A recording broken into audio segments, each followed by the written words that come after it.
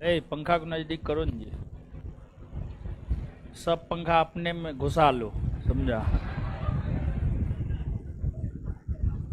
चलिए, कैसे हैं आप लोग?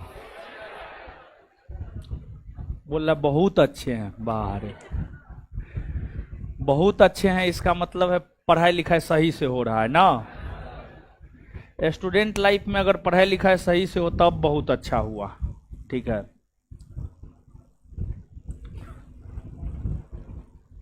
तो भारत का गवर्नर जनरल भी खत्म हो गया था। लास्ट टॉपिक है इस चैप्टर के अंतर्गत भारत के वायसराय। तो आज से शुरू करने जा रहे हैं भारत का वायसराय। भारत का वायसराय, भारत का वायसराय शुरू करने जा रहे हैं। तो भारत का वायसराय शुरू करने जा रहे हैं। भारत के वायसराय को पढ़ते हैं अब हम लोग, लेकिन उससे पहले कल जो पढ़ाए हैं 2 4 5 प्रश्न पूछते हैं, जिनसे पूछेंगे जवाब वही दीजिएगा। उधर खड़ा हो जाइए हीरो, आप अपने बगल वाला खड़ा कीजिए ना। हाँ, बताइए बताइए क्या बताइएगा, कुछ बताइए बताइए। लॉर्ड डलहौजी ने पंजाब को जीतकर कंपनी के साम्राज्य में कब मिलाया? 1849। बैठ जाइए, बहुत बढ़िया। ए लड़का, ए पिलर के पास जो है, हाँ बताइए बताइए आप। नरबली प्रथा का अंत किसने किया?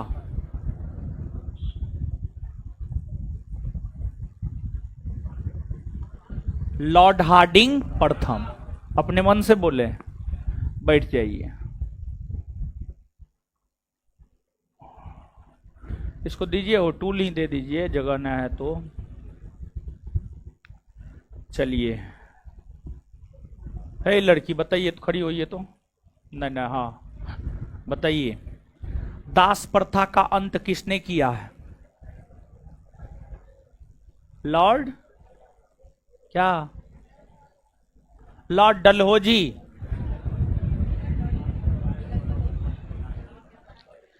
आपको तो रेमन मैग्सेसे पुरस्कार मिलना चाहिए, जिसको एशिया का नोबेल कहा जाता है। कल न पढ़ी है जी, रिवीजन नहीं करती है। बट सजने सवरने से फुर्सते न है तू लोग को, है कुत्ता बिल्ली जैसे खड़ते रहता है। चलिए, है लड़की, है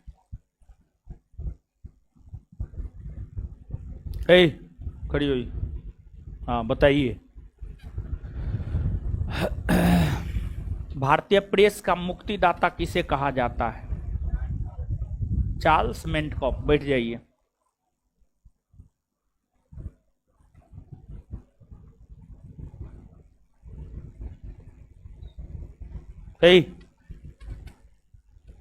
बताइए।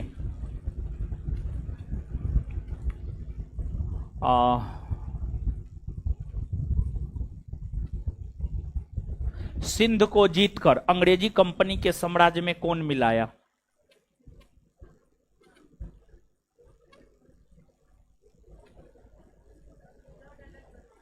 Lord Ellenborough. बैठ जाइए। बताइए, आप ही के साथ ही सबको भी पढ़ाए, सिर्फ आप ही तो एगो हैं जो जवाब नहीं दिए हैं। रेमन मैग्सेसे से काम नहीं चलेगा इसको। सर्वोत्कृष्ट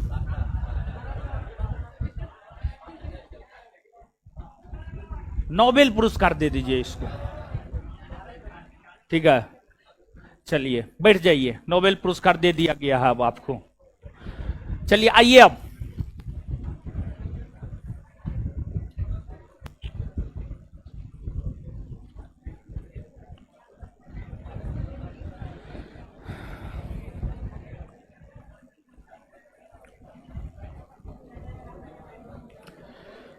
भारत का वायसराय।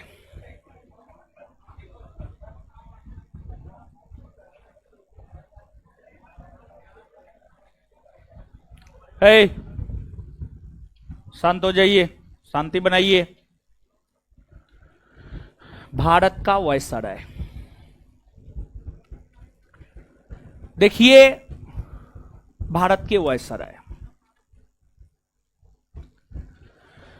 भारत के वायसराय की अगर हम लोग बात करें तो जो भारत का प्रथम वायसराय है, भारत का प्रथम वायसराय बना है लॉर्ड कैनिंग। और वायसराय का पद अगर देखा जाए तो वायसराय का पद 1858 से 1947 तक अस्तित्व में रहा है। वायसराय के पद पर लॉर्ड कैनिंग, लॉर्ड कैनिंग के बाद लॉर्ड एल्गिन प्रथम, Sir John Lawrence, Lord Mayo, Lord Northbrook, Lord Lytton, Lord Ripon, Lord Dufferin, Lord Lansdowne, Lord Elgin द्वितीय, लॉर्ड कर्जन, लॉर्ड मिंटो द्वितीय, लॉर्ड हार्डिंग द्वितीय, Lord Chelmsford, Lord Reading, Lord Irwin, Lord Wellington, Lord Lithgow, Lord Wavell और Lord Mountbatten. इतने लोग हैं जो इस पद को सुशोभित किए हैं। अब इनमें से किसके समय कौन सी घटनाएं घटित हुई है? देखिए, भारत के वायसराय से जो संबंधित प्रश्न पूछा जाता है, एक दो परीक्षा का प्रश्न हम आपको बोल रहे हैं। जैसे बिहार एसआई का पूछा हुआ एक प्रश्न है कि भारत छोड़ो आंदोलन जब 1942 में शुरू हुआ था तो उस समय भारतीय वायसराय कौन था? तो उस समय था लॉर्ड लिन लिथगो, लॉर्ड लिन लिथगो। फिर इसके बाद एक और अन्य परीक्षा का पूछा गया प्रश्न हम आपको बतला रहे हैं। जब कांग्रेस की स्थापना हुई थी तो कांग्रेस की स्थापना के समय भारत के वायसराय कौन थे? तो कांग्रेस की स्थापना के समय भारत के वायसराय की अगर हम बात करें तो कांग्रेस की स्थापना के समय भारत के वायसराय थे लॉर्ड डफरीन, लॉर्ड डफरीन। फिर अलग अलग वायसराय ने अलग अलग कार्यों को अंजाम दिया है। जैसे लॉर्ड कर्जन ने बंगाल का विभाजन किया है तो आपसे पूछा जाता है बंगाल का विभाजन किसने किया है? तो लॉर्ड कर्जन ने किया है। फिर लॉर्ड लीटन ने सिविल सेवा प्रतियोगिता परीक्षा में शामिल होने की उम्र को घटाकर 21 वर्ष से घटाकर 19 वर्ष कर दिया। तो मतलब भारत के तमाम वायसरायों के द्वारा जो कोई कार्य भारत में रहते हुए, पद पर रहते हुए किया गया है, वो प्रश्न आपसे पूछे जाते हैं। और उसके साथ ही साथ जो है आपसे ये पूछे जाते हैं कि कौन सी घटना जो है आपको किस वायसराय के समय हुई है, कौन सी घटना किस वायसराय के समय हुई है। भारत के प्रथम वायसराय की अगर हम लोग बात करें तो आप सब लोग जानते हैं भारत के प्रथम वायसराय बने हैं आपको कौन? तो लॉर्ड कैनिंग। और लॉर्ड कैनिंग की अगर हम लोग बात करें, लॉर्ड कैनिंग की अगर हम लोग बात करें तो जो लॉर्ड कैनिंग है, लॉर्ड कैनिंग की अगर हम लोग बात करें तो जो लॉर्ड कैनिंग है, लॉर्ड कैनिंग भारत के अंतिम गवर्नर जनरल भी रहे हैं। ये गवर्नर जनरल के पद पर 1856 से 1858 तक रहे हैं। 1858 में जब वायसराय का पद आया तो ये वायसराय के पद पर रहे हैं। और लॉर्ड कैनिंग वायसराय के पद पर 1858 से 1862 तक रहे हैं। देखिए, लॉर्ड कैनिंग के समय 1858 ईस्वी में एक अधिनियम पारित हुआ है जिसे भारत परिषद अधिनियम 1858 कहा जाता है। तो लॉर्ड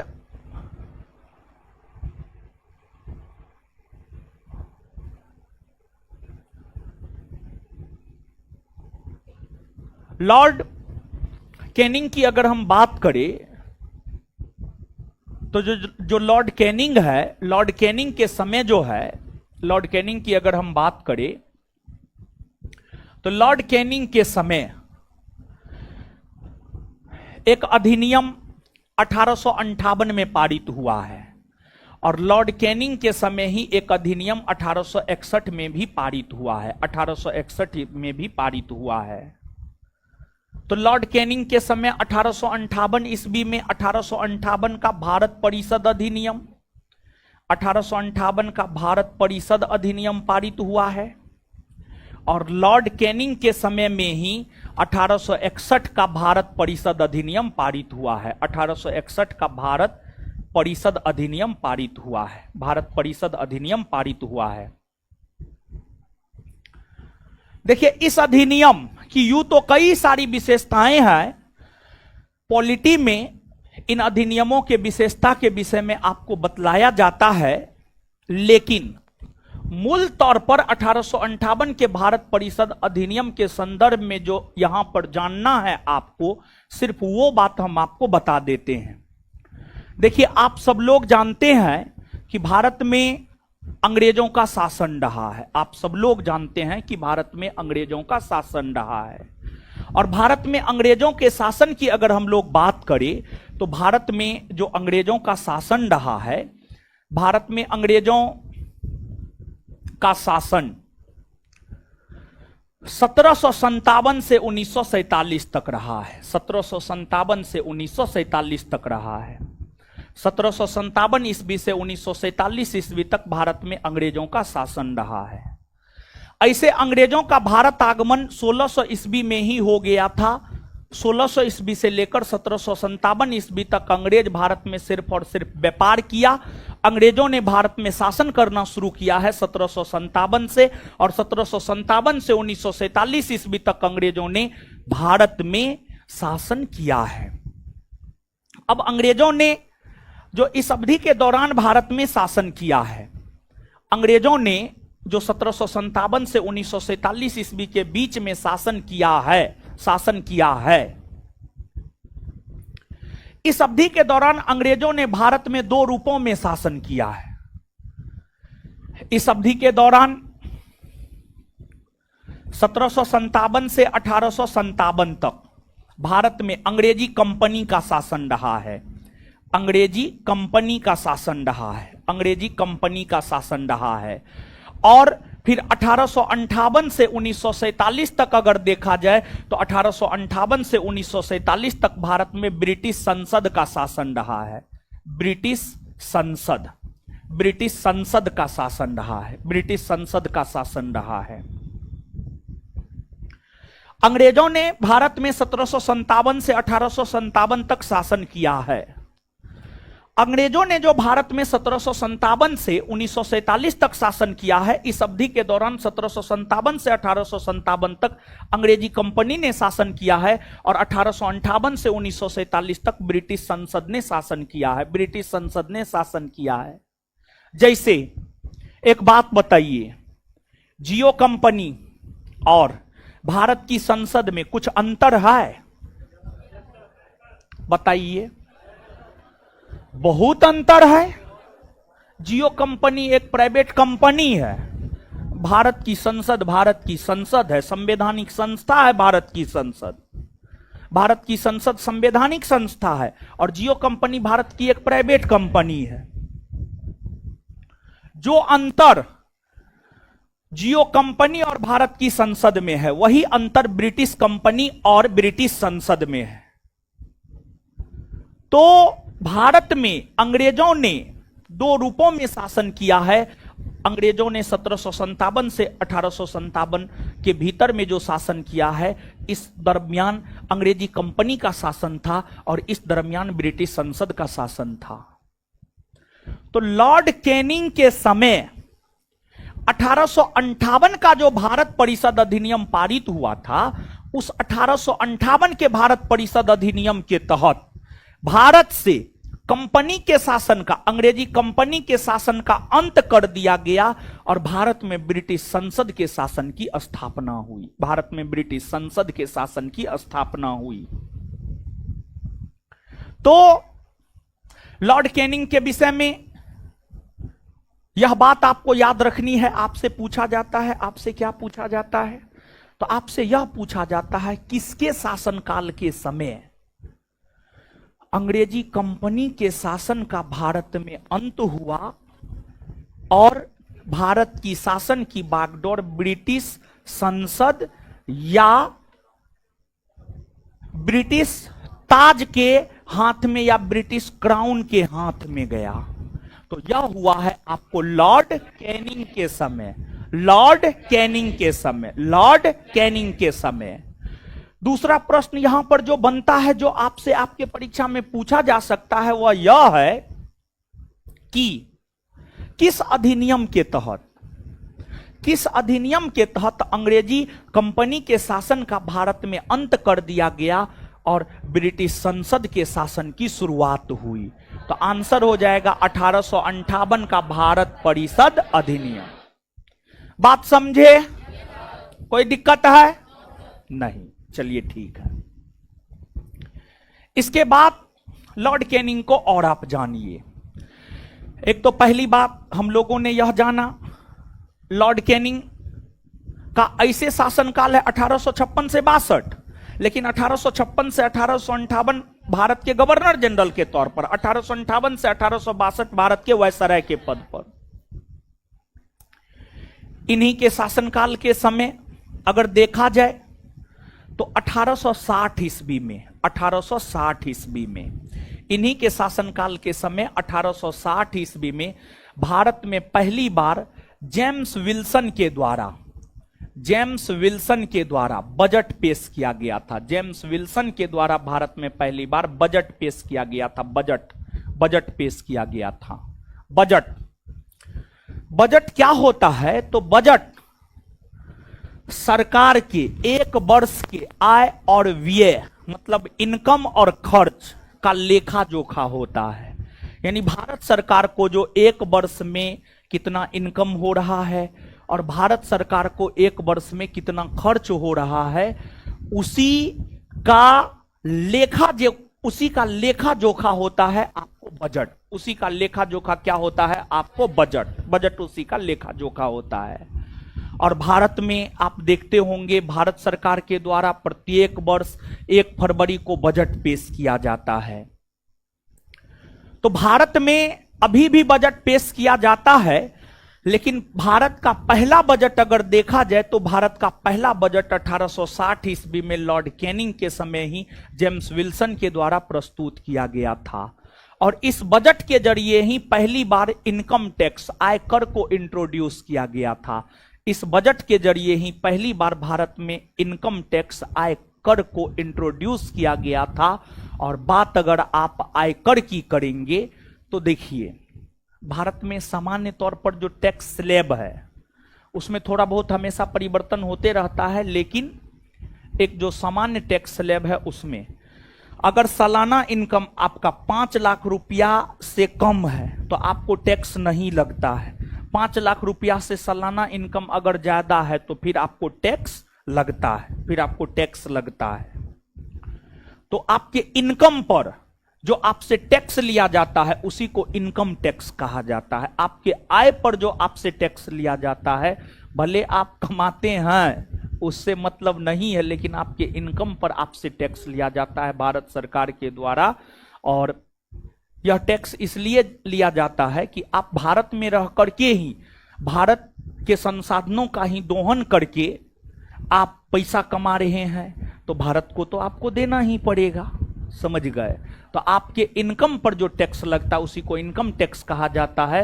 इनकम टैक्स जो है यहीं पर जेम्स विल्सन के द्वारा पहली बार बजट पेश करते हुए जो है इंट्रोड्यूस किया गया था। और उस समय इनकम टैक्स जो है आपको राजा महाराजा, बड़े बड़े धन्ना सेठों से, जमींदारों से उस समय इनकम टैक्स लिया जाता था। हर किसी से इनकम टैक्स नहीं लिया जाता है।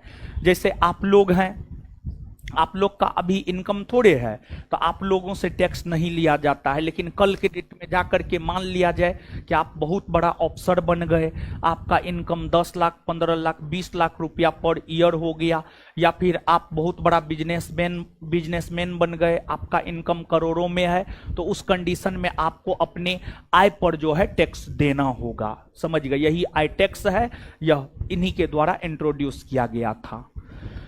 इसके बाद आप सुनते होंगे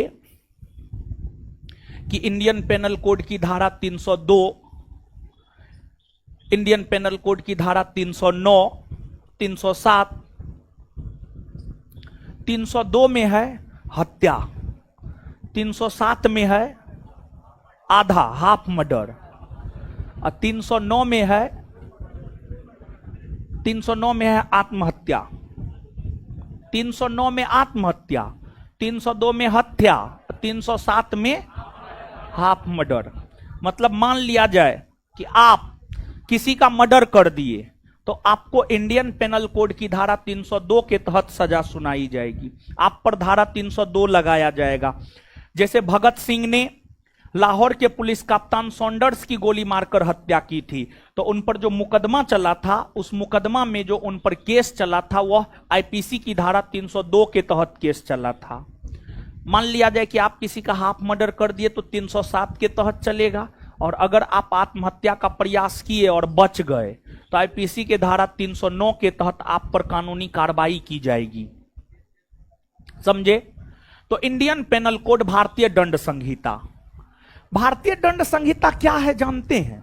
भारतीय दंड संहिता है, आप कौन अपराध करेंगे तो आप पर कौन धारा लगाया जाएगा, आप कौन अपराध करेंगे तो आप पर कौन धारा लगाया जाएगा, उसी का संग्रह, उसी का संकलन इंडियन पेनल कोड में है, आईपीसी में है। और इंडियन पेनल कोड की अगर हम लोग बात करें, यानी भारतीय दंड संहिता की अगर हम लोग बात करें, तो भारतीय दंड संहिता लॉर्ड कैनिंग के समय ही 1860 ईस्वी में आया था। IPC, Indian Penal Code, IPC, Indian Penal Code की अगर हम लोग बात करें, तो जो आईपीसी है, भारतीय दंड संहिता है, जिसके तहत अपराध करने वाले लोगों को अलग अलग धारा के तहत सजा सुनाई जाती है, वह जो है आपको लॉर्ड कैनिंग के समय ही आया है, लॉर्ड कैनिंग के समय ही आया था। इसके बाद लॉर्ड कैनिंग के समय 1861 का भारत परिषद अधिनियम भी आया है।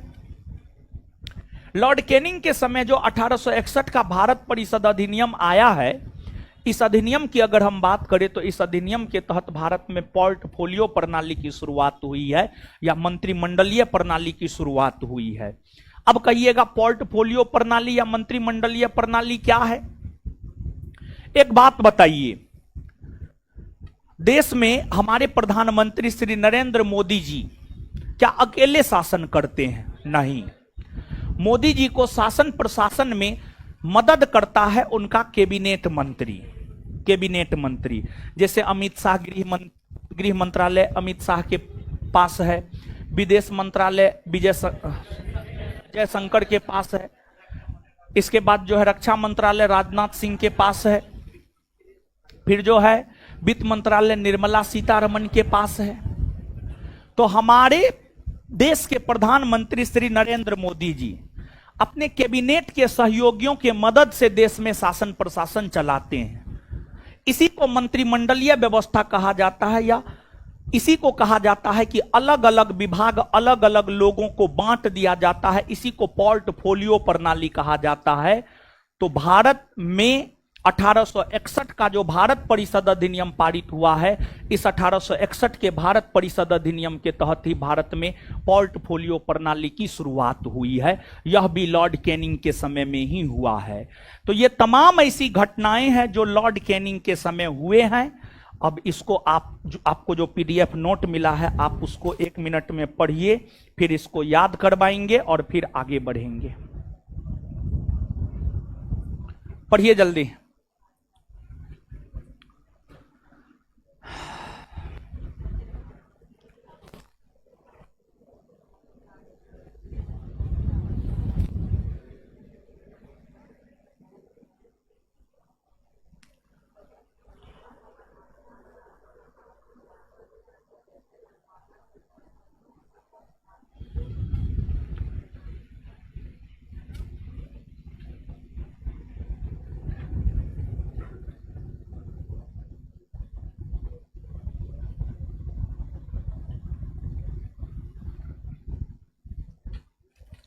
पढ़ लिए गुरुजी लोग? चलिए बताइए हीरो सब, आइए बताइए फटाफट, बताइएगा किसके समय कंपनी के शासन का अंत हुआ और ब्रिटिश क्राउन के शासन की शुरुआत हुई? अच्छा, ब्रिटिश कंपनी के शासन का अंत और ब्रिटिश क्राउन के शासन की शुरुआत किस अधिनियम के तहत हुई? 1858 का भारत परिषद। क्लियर है ये बात? इसके बाद आगे बताइएगा किसके समय भारत में पहली बार बजट पेश किया गया है?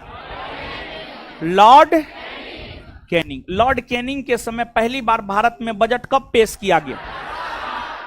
कब पेश किया गया? 1860 में। और भारत में पहली बार बजट किसने प्रस्तुत किया? किसने? अच्छा, इसके बाद भारतीय दंड संहिता कब आया है? 1860 में जब भारतीय दंड संहिता आया था तो उस समय भारतीय वायसराय कौन थे? भारतीय वायसराय कौन थे? चलिए, 1861 के भारत परिषद अधिनियम के पारित होने के समय भी वायसराय कौन थे? वायसराय कौन थे? Lord Canning. और लॉर्ड कैनिंग की अगर हम लोग बात करें तो इन्हीं के समय भारत में मंत्रिमंडलीय व्यवस्था या पोर्टफोलियो प्रणाली की शुरुआत हुई है ना? इतना बात याद हुआ? चलिए अब इससे आगे, लॉर्ड कैनिंग के बाद जो अगला वायसराय बना है, लॉर्ड कैनिंग के बाद जो अगला वायसराय बना है उसका नाम है आपको लॉर्ड एल्गिन प्रथम। लॉर्ड एल्गिन प्रथम। और लॉर्ड एल्गिन प्रथम की अगर हम लोग बात करें तो इनका शासन काल है 1862 से 1864। लॉर्ड एल्गिन प्रथम का शासन काल है 1862 से 1864।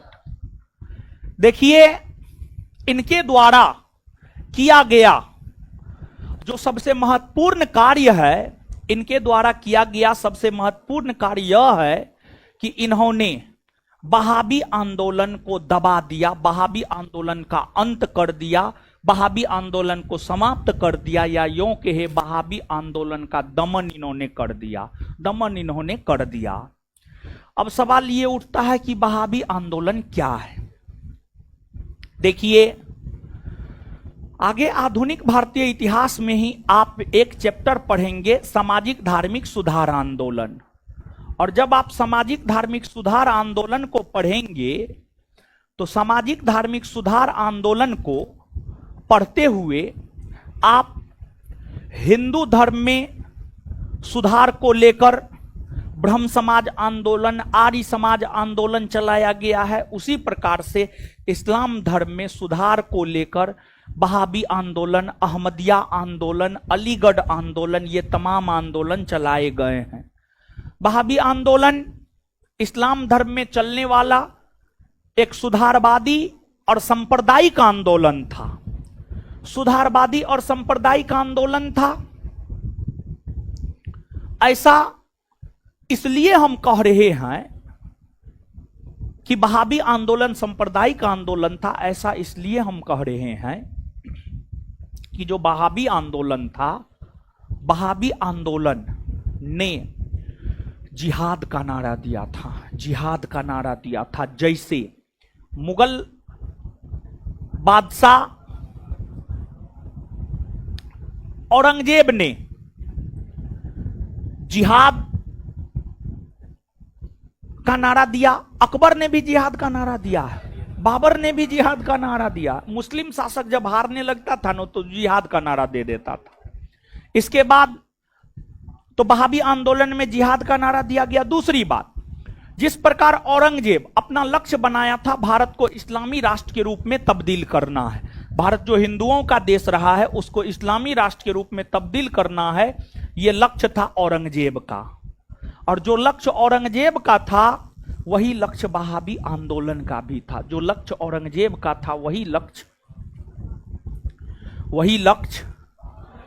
वहाबी आंदोलन का भी था। तो वहाबी आंदोलन का लक्ष्य सांप्रदायिक था, मतलब एक खास संप्रदाय को लेकर था, मतलब एक खास धर्म को लेकर था कि भारत को इस्लामी राष्ट्र में तब्दील करना है। यही वजह है इसे सांप्रदायिक आंदोलन कहा जाता है, और सांप्रदायिक आंदोलन की वजह से ही इसे लॉर्ड एल्गिन प्रथम ने दबा दिया। और वहाबी आंदोलन के नेतृत्वकर्ता सैयद अहमद राय बरेलवी थे, सैयद अहमद राय बरेलवी थे। और वहाबी आंदोलन का सबसे प्रमुख केंद्र पटना था, वहाबी आंदोलन का सबसे प्रमुख केंद्र पटना था। इस वहाबी आंदोलन का दमन लॉर्ड एल्गिन प्रथम ने किया है, जो कि लॉर्ड एल्गिन प्रथम के द्वारा किया गया सबसे महत्वपूर्ण कार्य है। लॉर्ड एल्गिन के बाद जो अगले भारतीय वायसराय बने हैं उनका नाम है आपको सर जॉन लॉरेंस। हां, लॉर्ड लॉरेंस भी कह सकते हैं, कोई दिक्कत नहीं है, सर जॉन लॉरेंस। और इनका कार्यकाल अगर देखा जाए तो इनका कार्यकाल है 1864 से 1869, 1864 से 1869। देखिए, लॉर्ड लॉरेंस के समय अंग्रेजों ने भूटान के साथ युद्ध लड़ा। आप याद कीजिए, हम आपको बताए हैं, अंग्रेजों ने भारत में तथा भारत के आसपास अपने साम्राज्य के विस्तार को लेकर, अपने साम्राज्य के विस्तार को लेकर आंग्ल अफगान युद्ध, आंग्ल नेपाल युद्ध, आंग्ल बर्मा युद्ध, उसी क्रम में आंग्ल भूटान युद्ध, भूटान नरेश के साथ अंग्रेजों ने 1865 ईस्वी में युद्ध लड़ा था, जिसे भूटान का युद्ध कहते हैं। और भूटान का युद्ध लॉरेंस के समय ही हुआ था।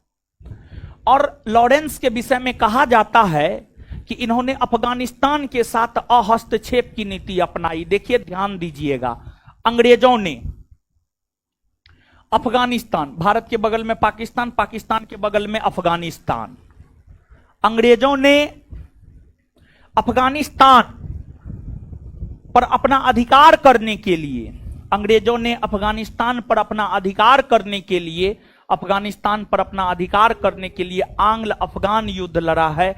प्रथम आंग्ल अफगान युद्ध 1839 से 42, द्वितीय आंग्ल अफगान युद्ध 1878 से 1880, 1878 से 1880। तो 1878 से 80 के बीच में द्वितीय आंग्ल अफगान युद्ध हुए हैं। लेकिन उसके पहले लॉरेंस जब भारत के वायसराय के पद पर थे तो उन्होंने अफगानिस्तान के साथ अहस्तक्षेप की नीति अपनाया। अफगानिस्तान के साथ अहस्तक्षेप की नीति अपनाया, इसका मतलब क्या है? अफगानिस्तान के साथ हस्तक्षेप की नीति अपनाया, इसका मतलब यह है कि लॉरेंस ने अफगानिस्तान के साथ कोई छेड़छाड़ नहीं किया। जैसे अफगानिस्तान में शासन चल रहा था वैसे लॉरेंस ने अफगानिस्तान में शासन चलने दिया। अफगानिस्तान के प्रशासनिक क्षेत्र में किसी भी प्रकार का कोई परिवर्तन लॉरेंस नहीं किए, कोई भी परिवर्तन जो है आपको लॉरेंस नहीं किए। अफगानिस्तान के साथ हस्तक्षेप की नीति अपनाया, मतलब जैसे चल रहा है वैसे चलने दिया जाए, हम हस्तक्षेप नहीं करेंगे। इसे इतिहास में शानदार निष्क्रियता का सिद्धांत कहा जाता है। लॉरेंस ने जो अफगानिस्तान के साथ हस्तक्षेप की नीति अपनाया, इसे इतिहास में शानदार निष्क्रियता का सिद्धांत कहा जाता है, शानदार निष्क्रियता का सिद्धांत कहा जाता है।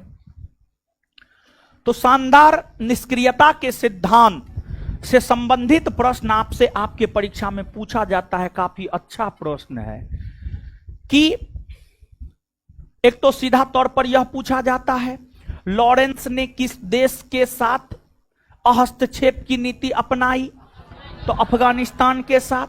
दूसरा, इसी प्रश्न को ऐसे पूछा जाता है शानदार निष्क्रियता के सिद्धांत से किस वायसराय का संबंध रहा है, तो शानदार निष्क्रियता के सिद्धांत से संबंध रहा है सर जॉन लॉरेंस का, सर जॉन लॉरेंस का।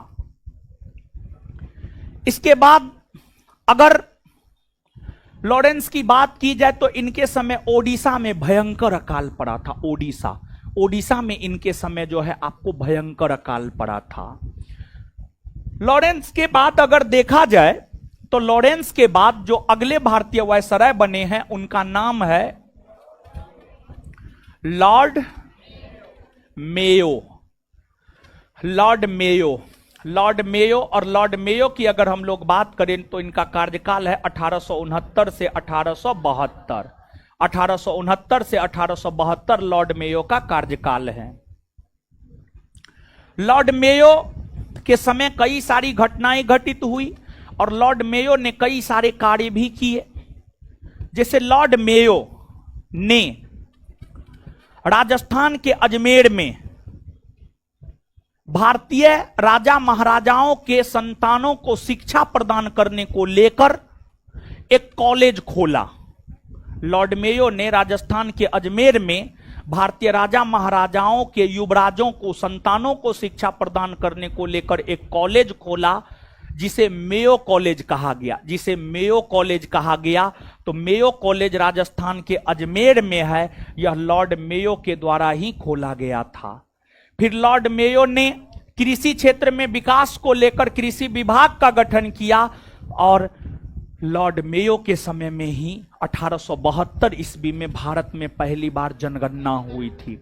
लॉर्ड मेयो के समय में ही 1872 ईस्वी में पहली बार जनगणना हुई थी। भारत में प्रथम जनगणना 1872 ईस्वी में लॉर्ड मेयो के समय ही हुआ था। जनगणना, जन का मतलब होता है लोग, गणना का मतलब होता है गिनती करना। मतलब जो है आपको भारत में लोगों की गिनती होती है। भारत में पहली बार लोगों की गिनती 1872 में हुई थी और तब से लेकर आज तक लगभग प्रत्येक 10 वर्ष के अंतराल पर 1872 के बाद 1881 में हुआ, फिर 1891, 1901, 1911, 1921, 31, 1941, 51, 61, 71, 81, 91, 2001, 2011, 2021 में होना चाहिए था जनगणना, लेकिन 2021 में कोविड के वजह से नहीं हो पाया। खैर कोविड को समाप्त हुए भी 2-3 साल हो गया, 2 साल तो हो ही गया है। जनगणना करा देना चाहिए, लेकिन केंद्र की मोदी सरकार जनगणना नहीं करवाया है। अब मोदी जी को ही मालूम होगा जनगणना क्यों नहीं करवाया है, उसका रिपोर्ट क्यों नहीं आया है अभी तक। ठीक है, दूसरे को तो मालूम है नहीं, समझे। तो प्रत्येक 10 वर्ष के अंतराल पर सामान्य तौर पर जनगणना होता हुआ आया है, होता हुआ रहा है। तो पहली बार जनगणना इन्हीं के समय हुई थी 1872 में। लॉर्ड मेयो जब भारत के वायसराय के पद पर थे, लॉर्ड मेयो जब भारत के वायसराय के पद पर थे तो लॉर्ड मेयो अंडमान निकोबार द्वीप समूह की यात्रा पर गया। अंडमान निकोबार द्वीप समूह यहां है। अंडमान मानचित्र कहां गया जी? यहां है अंडमान निकोबार द्वीप समूह। और अंडमान निकोबार द्वीप समूह में दक्षिणी अंडमान द्वीप पर पोर्ट ब्लेयर, जो कि अंडमान निकोबार द्वीप समूह की राजधानी नगर है, पोर्ट ब्लेयर में एक जेल है जिसका नाम है सेलुलर जेल। सेलुलर जेल में काले पानी की सजा जिसको मिलता था उसे यहां भेजा जाता था और सेलुलर जेल की यात्रा पर लॉर्ड मेयो भारत के वायसराय रहते हुए भ्रमण करने के लिए गए। और जब लॉर्ड मेयो अंडमान निकोबार द्वीप समूह में सेलुलर जेल की यात्रा पर गए, यात्रा किए, भ्रमण किए, शाम के टाइम में, शाम के समय में थोड़ा जब अंधेरा हो जाता है तो अंधेरा के समय में लॉर्ड मेयो सेलुलर जेल में अकेले घूम रहे थे। उसी का फायदा एक अपराधी ने उठाया, शेर अली अफरीदी। शेर अली अफरीदी नामक अफगानी मूल के अपराधी ने शाम या अंधेरा होने का फायदा उठाते हुए लॉर्ड मेयो को चाकू गोदकर मार दिया। लॉर्ड मेयो के पेट में चाकू गोदकर उसको मार दिया। लॉर्ड मेयो एकमात्र भारतीय वायसराय है जिनका पद पर रहते हुए हत्या की गई है, जिनका पद पर रहते हुए हत्या की गई है। मृत्यु होना अलग बात है, हत्या होना अलग बात है। फाइनली आदमी परलोक को ही सिधारता है, ईश्वर को ही प्यारे होता है, लेकिन दोनों में थोड़ा अंतर है। स्वाभाविक मृत्यु होना अलग बात है, हत्या करना अलग बात है, लेकिन फाइनली तो डेस्टिनेशन तो ईश्वर ही है, समझे। अब यहां तक चीजों को पढ़िए, याद करवाएंगे तब आगे बढ़ेंगे। पढ़िए जल्दी, समझा देते हैं क्या होता है।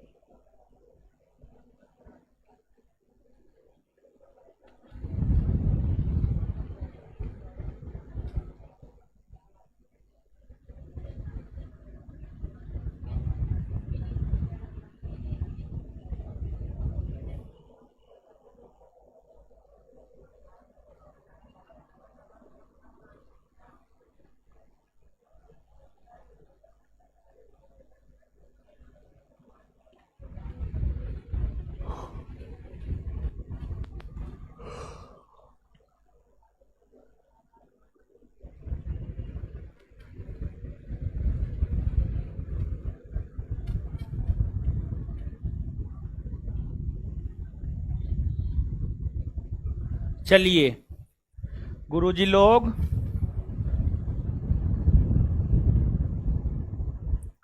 पढ़ लिए, गुरुजी लोग पढ़ लिए। आइए इतना याद कर ना ले, तब आगे बढ़ जाएंगे।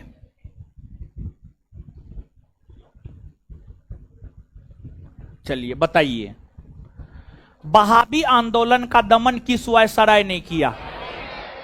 वहाबी आंदोलन का दमन किस वायसराय ने किया? आए, भूटान युद्ध कब हुआ है? भूटान युद्ध कब हुआ है?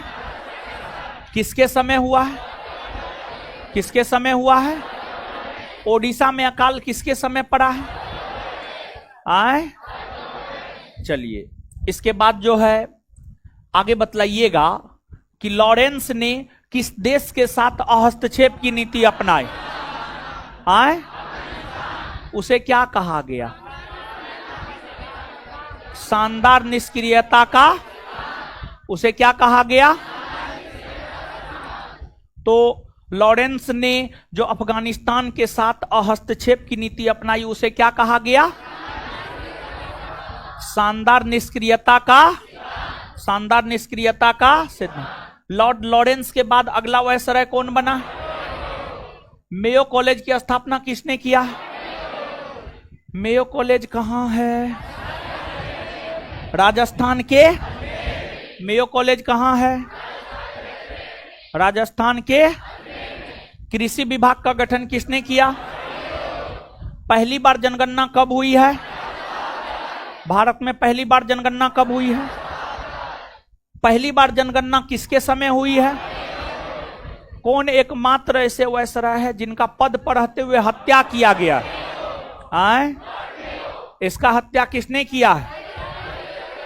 आए, शेर अली, शेर अली। चलिए, लॉर्ड मेयो के बाद जो अगले भारतीय वायसराय बने हैं उनका नाम है आपको Lord Northbrook. Lord Northbrook, Lord Northbrook. Lord Northbrook का कार्यकाल है 1872 से 1876। लॉर्ड नॉर्थब्रुक का कार्यकाल है 1872 से 1876। जो लॉर्ड नॉर्थब्रुक है, लॉर्ड नॉर्थब्रुक के शासनकाल की प्रमुख घटनाओं को हम लोग समझते हैं। देखिए, जैसे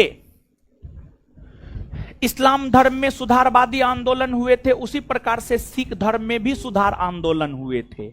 और सिख धर्म के अनुयायी मुख्य तौर पर पंजाब जैसे राज्यों में देखने को मिलते हैं। तो पंजाब में कूका आंदोलन हुआ था, पंजाब में कूका आंदोलन हुआ था। और पंजाब का कूका आंदोलन इन्हीं के समय हुआ था और पंजाब के कूका आंदोलन को इन्होंने ही दबा दिया, इन्होंने ही दबा दिया। इसके बाद नॉर्थब्रुक की अगर हम लोग बात करें तो इनके समय स्वेज नहर के खुल जाने के कारण भारत और यूरोप के बीच डिस्टेंस में कमी आई। स्वेज नहर की अगर हम लोग बात करें तो स्वेज नहर आपको यहां है, ये आपको भूमध्य सागर है और ये आपको लाल सागर है। ये भूमध्य सागर है और ये आपको लाल सागर है। स्वेज नहर भूमध्य सागर को लाल सागर से जोड़ता है। स्वेज नहर भूमध्य सागर को लाल सागर से जोड़ता है। जब स्वेज नहर ओपन हो गया तो भारत और यूरोप के बीच डिस्टेंस में कमी हुई और लगभग भारत और यूरोप के बीच 7,000 किलोमीटर, लगभग 7,000 किलोमीटर के आसपास डिस्टेंस में कमी हुई। लगभग 7,000 किलोमीटर के आसपास डिस्टेंस में कमी भारत और यूरोप के बीच में हुई स्वेज नहर के खुल जाने से। देखिए होता क्या था, जब तक स्वेज नहर ओपन नहीं हुआ था तो उससे पहले समय तक अगर देखा जाए तो यूरोपीय व्यापारी भारत व्यापार करने के लिए जो आता था अटलांटिक महासागर, ये अटलांटिक महासागर है, अटलांटिक महासागर होते हुए हिंद महासागर होते हुए भारत में प्रवेश करता था।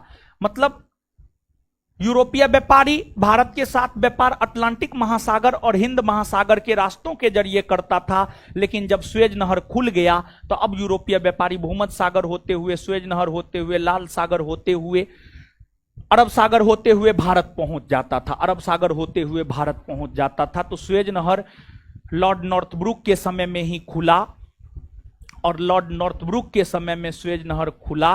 और जो डेली क्लास में आती है उसी को तो गर्मी लगता है। ये सबको क्या कहा जाए। एक रोज आती है, 4 दिन गायब रहती है। कहाँ जानते हैं, माँ बाप पढ़ने दिया है और यहाँ पर ये सब जो है घूमती है गांधी मैदान जाकर के, समझे। गर्मी लगता है इसको। बताइए कितना बढ़िया मौसम है, गर्मी लग रहा है। बताइए आप लोग को गर्मी लग रहा है? नहीं लग रहा? तब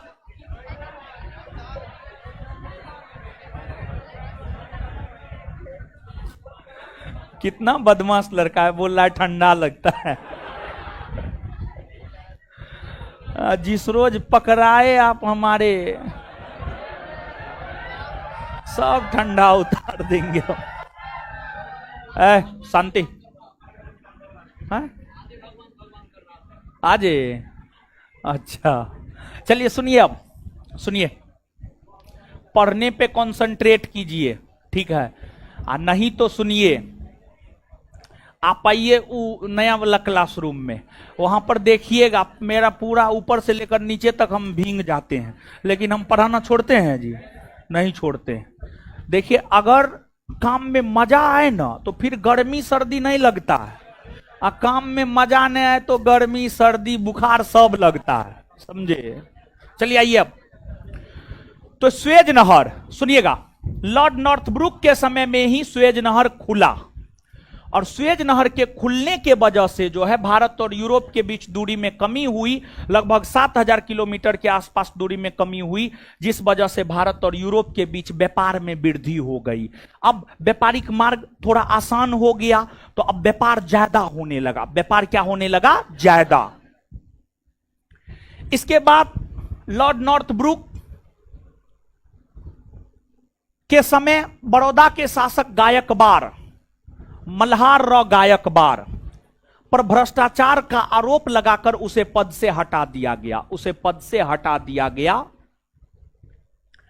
और लॉर्ड नॉर्थब्रुक के बाद जो अगला वायसराय बना है उसका नाम है आपको लॉर्ड लीटन। लॉर्ड नॉर्थब्रुक के बाद जो अगला वायसराय बना है उसका क्या नाम है? Lord Lytton. Lord Lytton,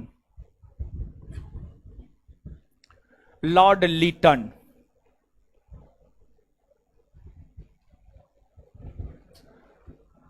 Lord Lytton 1876 से 1880। देखिए लॉर्ड लीटन के विषय में हम लोग जानेंगे, लेकिन उससे पहले लॉर्ड नॉर्थब्रुक के विषय में आप एक बात और जानिए। देखिए भारत में अनेकों कुप्रथाएं फैली हुई थी, जैसे भारत में सती प्रथा, नरबली प्रथा, दास प्रथा, ये सब प्रथा था न हो। लेकिन लॉर्ड विलियम बेंटिक ने सती प्रथा का अंत कर दिया, लॉर्ड एलन बरो ने दास प्रथा का अंत कर दिया, लॉर्ड हार्डिंग प्रथम ने नरबली प्रथा का अंत कर दिया, किया न हो। और सती प्रथा क्या है, दास प्रथा क्या है और नरबली प्रथा क्या है बता चुके हैं ना, बता चुके हैं। तो अब भारतीय समाज में फैली कुप्रथाओं में ही एक था बाल विवाह प्रथा। भारतीय समाज में फैली कुप्रथाओं में ही एक कुप्रथा था बाल विवाह प्रथा। देखिए, बाल विवाह प्रथा की अगर हम बात करें तो बाल विवाह प्रथा कम उम्र में विवाह का हो जाना, यही बाल विवाह प्रथा है। मतलब 5 बरस, 7 बरस, 8 बरस, 9 बरस, 10 बरस, 11 बरस, 12 बरस के उम्र में विवाह का हो जाना। मतलब जिस समय विवाह का मतलब तक नहीं पता होता है उस समय विवाह का हो जाना, इसी को कहा जाता है बाल विवाह प्रथा, इसी को कहा जाता है बाल विवाह प्रथा। तो 8 बरस 10 बरस में लोगों को जो है विवाह का अर्थ थोड़े पता होता, विवाह का मतलब थोड़े पता होता, नहीं पता होता है। 8 बरस 10 बरस में पता हो जाता है ना। हमको तो नहीं लगता है होना चाहिए, क्योंकि हम अपनी बात बता रहे हैं। हम जब 6 या 7 साल के होंगे, लगभग 6 या 7 साल के होंगे, तो हमारी एक फुफेरी बहन थी, समझे, तो हमारे यहाँ ही रहती थी। हम भी बच्चे थे, बच्चा था 5-6 साल का, हम भी थे, वो भी 3-4 साल की रही होगी हमको लगता है। तो हमसे जब पूछता था ना कोई किससे शादी करेगा, हम उसी के साथ खेलते थे, हम कहते थे हम इसी से शादी करेंगे, समझे। तो अगर मान लिया जाए कि 6 बरस 7 बरस में हमको विवाह का मतलब पता होता, तो हम तो ये समझते कि तो हमारी बहन है और हम हिंदू हैं, हम कैसे इससे शादी करेंगे, समझे। तो 6 बरस 7 बरस 8 बरस 9 बरस में विवाह का मतलब बहुत ज्यादा पता नहीं होता है, समझे। अब हो सकता है आप लोग को पता होता होगा, वो अलग बात है, लेकिन हमको तो जहां तक हम अपने आधार पर बता रहे हैं। तो बाल विवाह प्रथा की अगर हम लोग बात करें तो बाल विवाह प्रथा कम उम्र में विवाह का हो जाना, मतलब उस उम्र में विवाह का हो जाना जब विवाह का कोई मतलब ही पता ना हो। तो बाल विवाह प्रथा भारतीय समाज की कुप्रथाओं में से एक बहुत बड़ी प्रथा थी। बाल विवाह प्रथा पर रोक लगाने को लेकर राजा राम मोहन राय, ईश्वर चंद्र विद्यासागर, आचार्य केशव चंद्र सेन सभी ने प्रयास किया, लेकिन फाइनली बाल विवाह पर रोक लगाने में सफल लॉर्ड नॉर्थब्रुक हुआ। लॉर्ड नॉर्थब्रुक ने ही भारत से बाल विवाह प्रथा का अंत किया, एक प्रकार से आप कह सकते हैं। लॉर्ड नॉर्थब्रुक के समय में ही 1872 ईस्वी में लड़की और लड़का के विवाह के न्यूनतम उम्र को निर्धारित करने के लिए 1872 ईस्वी में नेटिव मैरिज एक्ट पारित किया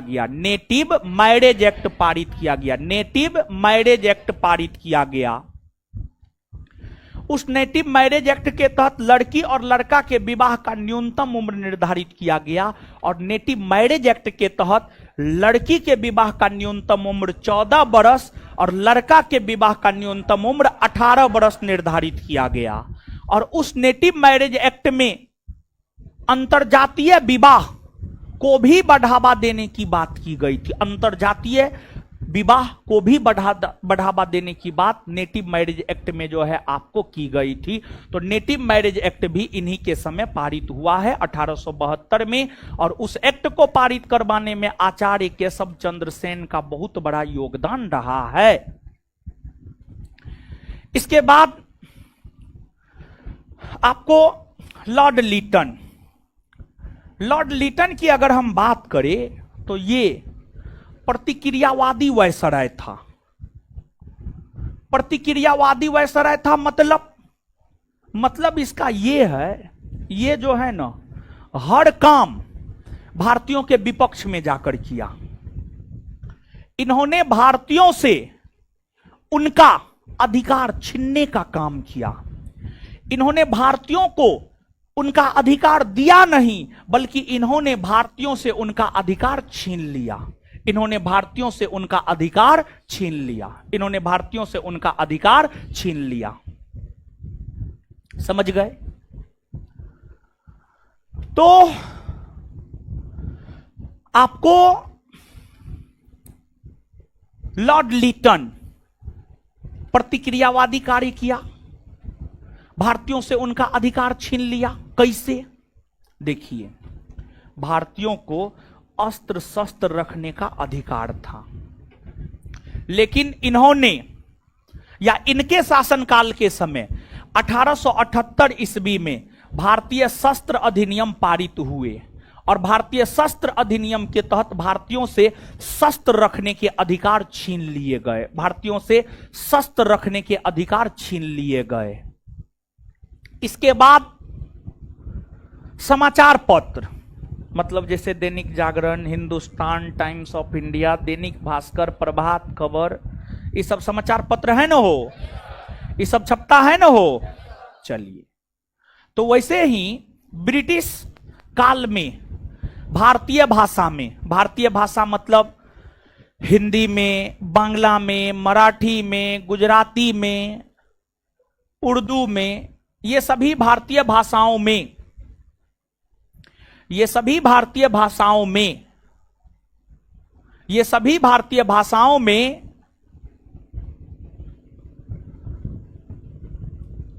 भारतीय भाषाओं में समाचार पत्र छपता था। लेकिन इन्होंने भारतीय भाषाओं में छपने वाले समाचार पत्र पर प्रतिबंध लगाने का काम किया और इनके समय 1878 ईस्वी में ही वर्नाकुलर प्रेस एक्ट आया था। इनके समय 1878 ईस्वी में ही वर्नाक्यूलर प्रेस एक्ट आया। इनके समय 1878 ईस्वी में ही वर्नाकुलर प्रेस एक्ट आया और वर्नाकुलर प्रेस एक्ट के तहत ही भारतीय भाषा में छपने वाले समाचार पत्र पर प्रतिबंध लगा दिया गया। मतलब कहा गया कि अब हिंदी, उर्दू, बांग्ला, मराठी जैसे भारतीय भाषा में समाचार पत्र नहीं छपेंगे, अब सिर्फ और सिर्फ अंग्रेजी भाषा में समाचार पत्र छपेगा। अब सिर्फ और सिर्फ अंग्रेजी भाषा में समाचार पत्र छपेगा। अंग्रेजी भाषा में समाचार पत्र छपेगा। तो भारतीय भाषा में छपने वाले समाचार पत्र पर प्रतिबंध वर्नाकुलर प्रेस एक्ट, जो कि 1878 में आया है, इसके तहत लगाने का काम लॉर्ड लिटन ने किया। लॉर्ड लिटन स्वयं बहुत बड़े कवि और बहुत बड़े साहित्यकार थे। साहित्य के दुनिया का ओवन मेरिडिथ इन्हें कहा जाता है। साहित्य के दुनिया का ओवन मेरिडिथ इन्हें कहा जाता है। लेकिन इन्होंने भारतीय भाषा में छपने वाले समाचार पत्र पर प्रतिबंध लगा दिया। और देखिए, जैसे आईएएस, आईपीएस का परीक्षा यूपीएससी कंडक्ट करवाता है, आईएएस आईपीएस जैसा ही पहले हुआ करता था ICS, Indian Civil Services. ICS की परीक्षा में भारत और लंदन दोनों के लोग भाग लेते थे और आईसीएस की परीक्षा में धीरे धीरे भारतीयों की संख्या जब बढ़ने लगी तो इनकी यह इच्छा थी कि आईसीएस अधिकारी के तौर पर कम से कम भारतीयों को लिया जाए और इसी वजह से इन्होंने आईसीएस परीक्षा में शामिल होने की उम्र को 21 वर्ष से घटाकर 19 वर्ष कर दिया। 21 वर्ष से घटाकर 19 वर्ष कर दिया। यानी आईसीएस परीक्षा में कोई भी भारतीय अधिकतम 19 वर्ष के उम्र तक ही भाग ले सकता था, उससे ज्यादा भाग नहीं ले सकता था। आज के डेट में तो आप 18-19 वर्ष में तो जो है आप फॉर्म भरना, सरकारी नौकरी के लिए फॉर्म भरना शुरू करते हैं और उस समय देखिए 19 वर्ष में आपका सरकारी नौकरी में वैलिडिटी खत्म। समझ गए? तो इन्होंने सिविल सेवा प्रतियोगिता परीक्षा में शामिल होने की उम्र को भी 21 वर्ष से घटाकर 19 वर्ष कर दिया। इनके समय भारत के अलग अलग क्षेत्रों में इनके समय भारत के अलग अलग क्षेत्रों में अकाल पड़ रहे थे, लेकिन उस अकाल की ओर इन्होंने ध्यान नहीं दिया, बल्कि उस अकाल की ओर इन्होंने ध्यान नहीं दिया, बल्कि इन्होंने लाखों रुपया बहाकर दिल्ली दरबार का आयोजन किया। इन्हीं के समय प्रथम दिल्ली दरबार का आयोजन 1 जनवरी 1877 को हुआ था। इन्हीं के समय प्रथम दिल्ली दरबार का आयोजन 1 जनवरी 1877 को हुआ था। और इस दिल्ली दरबार के जरिए ब्रिटेन की महारानी विक्टोरिया को केसरे हिंद की उपाधि से नवाजा गया। ब्रिटेन की महारानी विक्टोरिया को केसरे हिंद की उपाधि से नवाजा गया। और दिल्ली दरबार में लाखों रुपया बहाया इन्होंने, लेकिन भारत के अकाल पीड़ितों को इन्होंने मदद नहीं किया। तो देखिए, सब काम ही भारत के विपक्ष में ही जाकर किया। इसी वजह से इसको प्रतिक्रियावादी वायसराय माना जाता है। इन्होंने सब काम भारत के विपक्ष में जाकर किया। यही कारण है कि इन्हें प्रतिक्रियावादी वायसराय माना जाता है। लॉर्ड लिटन के बाद अगले भारतीय वायसराय की अगर हम बात करें तो अगले भारतीय वायसराय बने लॉर्ड रिपन।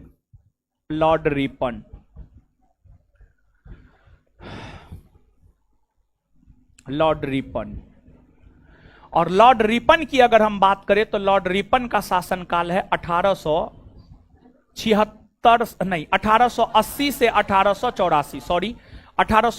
1884। जानते हैं, ये भारत का सबसे अधिक लोकप्रिय वायसराय हुआ। ई वायसराय जो है सब काम भारतीयों के समर्थन में किया। एक तो सबसे पहले इन्होंने क्या किया समझिएगा। लॉर्ड लिटन ने जो भी प्रतिक्रियावादी कार्य किया उस सभी निर्णय को यह पलट दिया। सबसे पहले इन्होंने सिविल सेवा प्रतियोगिता परीक्षा में शामिल होने के उम्र को फिर से 19 वर्ष से बढ़ाकर 21 वर्ष कर दिया। 19 वर्ष से बढ़ाकर 21 वर्ष कर दिया। और इन्होंने 1882 ईस्वी में वर्नाकुलर प्रेस एक्ट को रद्द कर दिया और कहा कि न सिर्फ अंग्रेजी भाषा में समाचार पत्र नहीं छपेंगे, बल्कि अब भारतीय भाषा में भी समाचार पत्र छपेंगे। और इन्होंने शस्त्र अधिनियम को भी रद्द कर दिया और भारतीयों को भी फिर से अस्त्र शस्त्र रखने का अधिकार मिल गया। मतलब वैसा सब काम जो लिटन भारतीयों के विपक्ष में करके गया, उन सभी के निर्णय को इन्होंने पलट दिया। समझिए, इसी वजह से सबसे लोकप्रिय वायसराय लॉर्ड रिपन को माना जाता है। और लॉर्ड रिपन के विषय में और आप जानिए। लॉर्ड रिपन को फ्लोरेंस नाइटिंगेल ने भारत का उद्धारक कहा है। भारत का उद्धारक। और इन्हें भारत का उद्धारक इसलिए कहा गया है क्योंकि इन्होंने तमाम काम भारतीयों के समर्थन में किया है। यही वजह है इन्हें भारत का उद्धारक कहा गया है। भारत का उद्धारक। इन्हीं के समय 1881 में जब जनगणना हुई तो यह तय कर दिया गया कि प्रत्येक 10 वर्ष के अंतराल पर जनगणना होगा। और प्रत्येक 10 वर्ष के अंतराल पर तब से लेकर आज तक जनगणना होता हुआ आया है। मतलब लॉर्ड रिपन के समय से ही भारत में नियमित रूप से जनगणना की शुरुआत हुई मानी जाती है। लॉर्ड रिपन के समय से ही भारत में नियमित रूप से जनगणना की शुरुआत हुई मानी जाती है। लॉर्ड रिपन को भारत में स्थानीय स्वशासन का जनक माना जाता है। स्थानीय स्वशासन की स्थापना करने का प्रयास भारत में पहली बार लॉर्ड रिपन ने ही किया था, जिस वजह से इन्हें भारत में स्थानीय स्वशासन का जनक माना जाता है। इन्हीं के समय 1881 ईस्वी में प्रथम कारखाना अधिनियम आया था। इन्हीं के समय 1881 ईस्वी में प्रथम कारखाना अधिनियम आया था। और प्रथम कारखाना अधिनियम के तहत बच्चों को रियायत देने का काम किया गया, बच्चों को राहत देने का काम किया गया। देखिए, जब अंग्रेजों का शासन था तो अंग्रेजी शासन के दौरान जो कारखाना होते थे उस कारखाना में 5 वर्ष के बच्चा को काम करवाया जाता था, 6 वर्ष के बच्चा को काम करवाया जाता था। मतलब 7 वर्ष से कम उम्र के बच्चा को भी काम करवाया जाता था। और 10 घंटा 12 घंटा 15 घंटा करके काम करवाया जाता था। तो इन्होंने देखा बच्चों का शोषण हो रहा है, और इसी वजह से इनके समय जब प्रथम कारखाना अधिनियम आया, तो प्रथम कारखाना अधिनियम में स्पष्ट तौर पर यह बात कहा गया, 7 वर्ष से कम उम्र के बच्चा कारखाना में काम नहीं करेंगे, अर्थात बच्चों को राहत दी गई।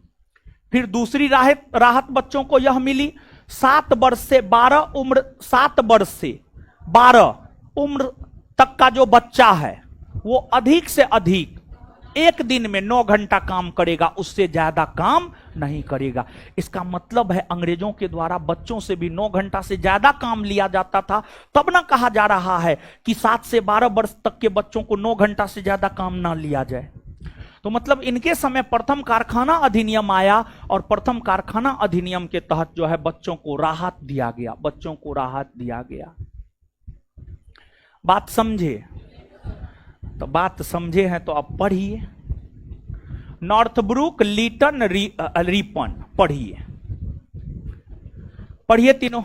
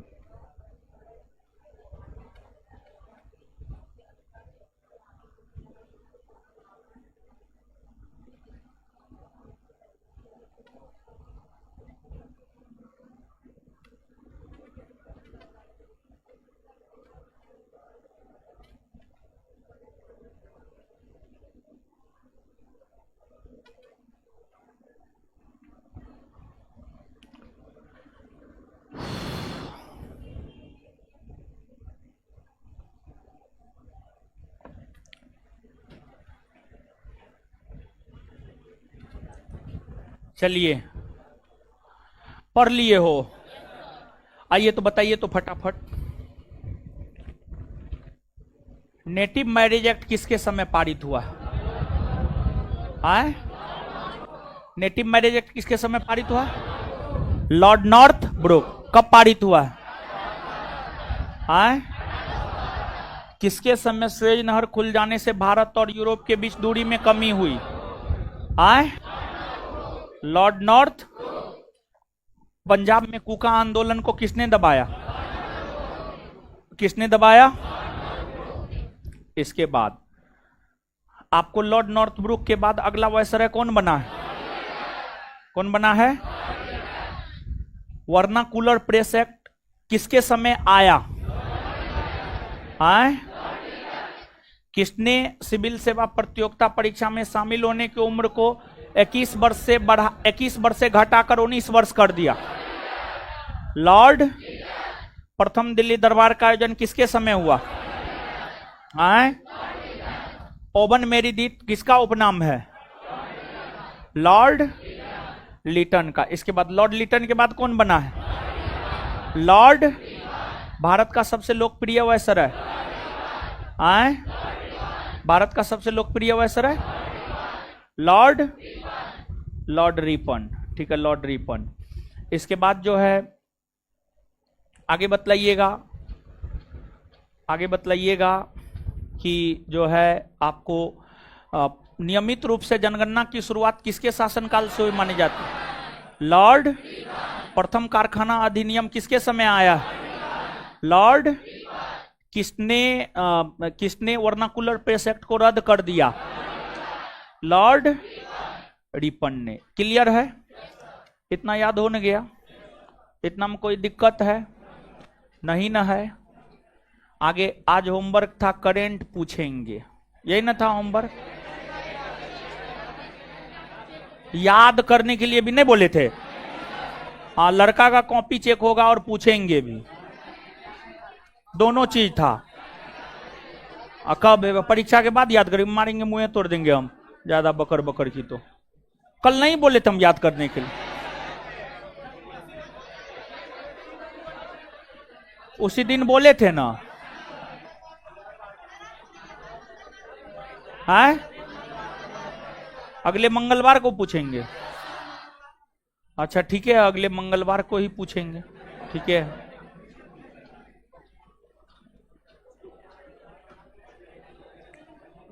चलिए लड़का लोग आज इतना ही रहने दीजिए, समझे?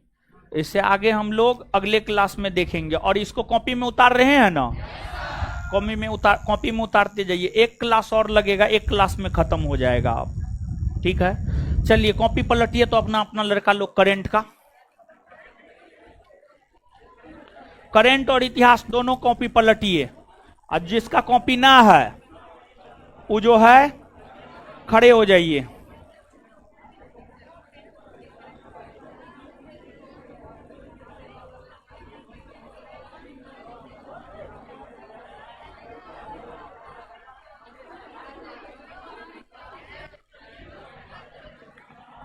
चलिए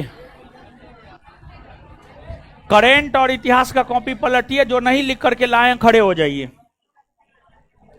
चलिए ऑनलाइन वाले लोग मिलते हैं अगले क्लास में। कर दो ऑनलाइन जी। करंट है जी।